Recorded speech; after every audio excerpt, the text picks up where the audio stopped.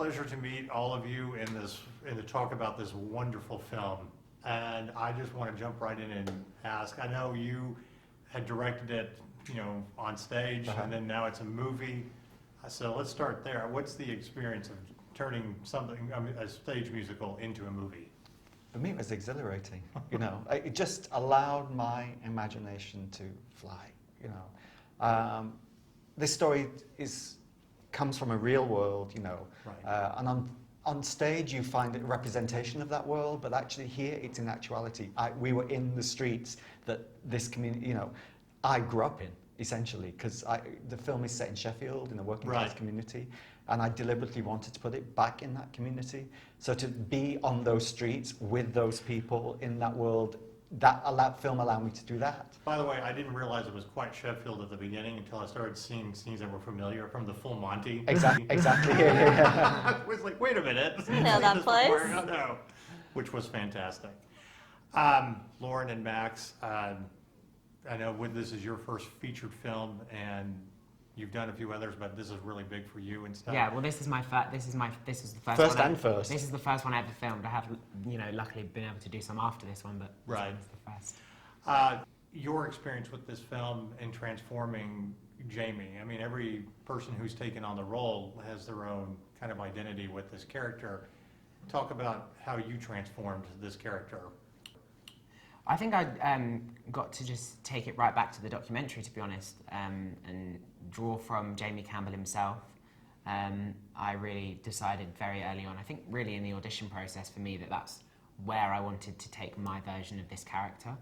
I was lucky enough to meet Jaime Campbell, who the movie and the story is based off, which was a really, really amazing experience. He opened his heart and was so generous with his time, and is completely an integral part to the Jaime family, we call it. And I just got to chat to him and open up a conversation with him, which he was so open to do. And yeah, that just helped me to understand this character more, and also pouring lots of my own experience and my own self into it. I was encouraged to do that and encouraged to not recreate something that the other boys have done before so brilliantly on stage. Did you know much about the drag culture before coming into this film? I've been a huge fan of Drag Race, for a while, so I was very, very excited to do lots of the drag stuff. But I'd never done it before, but I was very excited to do it. What was the hardest part of getting into drag? Drag is really hard. It's a lot. The heels are high, the corset is tight, the tights are tight, and we shot for 12-hour days. Right.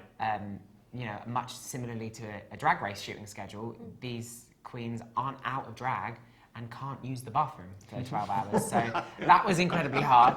I had to sit through a straw, and me and Richard, most of the days I was in drag, Richard was also in drag, so me and Richard were like, few more hours left, adjust here, adjust there. That was probably the most difficult of it, but because it's, I think from an outside perspective of a fan of drag and a consumer of drag, it looks so beautiful lots of the times, and so glamorous, and these queens hold such grace and decorum, but really inside I was like, oh God, here we go. Yeah. Tidbit for anybody that wants to get into drag.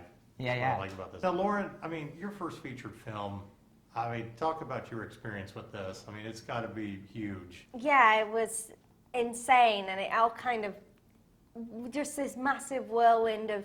I saw it I was putting off doing my homework, and I saw an audition telling me to send a video in to tell them a little bit about myself, and I was like, okay, I'll send one in, but I'm not going to get it, obviously.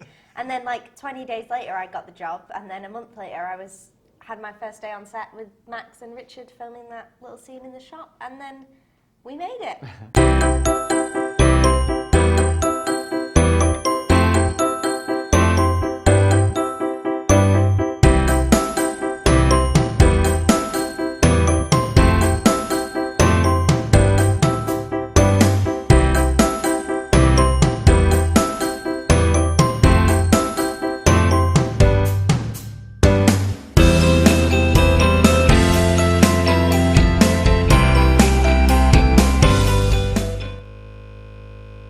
By the way, if you're late on your homework, I think you have the best excuse. By the way, if you're late on your homework, I think you have the best excuse. What was I feel like in any kind of film, when you're making it, there's always something that you kind of learned from it or that's shocking or and stuff. So I wanted to talk about that. I mean, for you, I know this story was with the stage and then with the movie, but was there something new that came out of this that you learned or experienced with the film?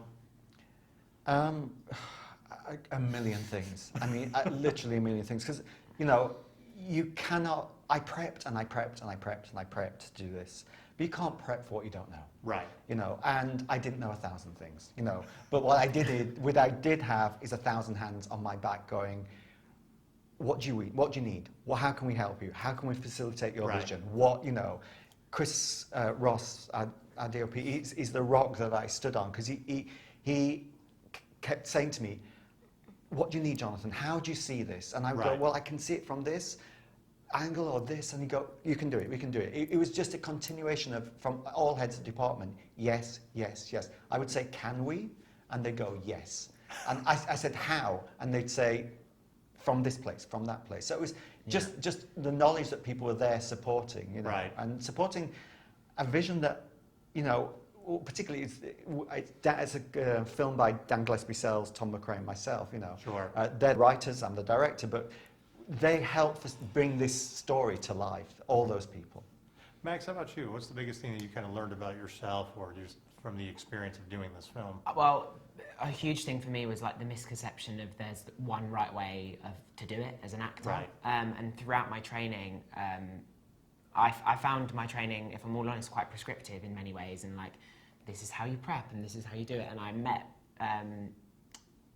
a handful of really, really experienced actors who do things completely differently and work completely differently. Specifically, Sharon, Sarah and Richard, they all work in very, very different ways. Right.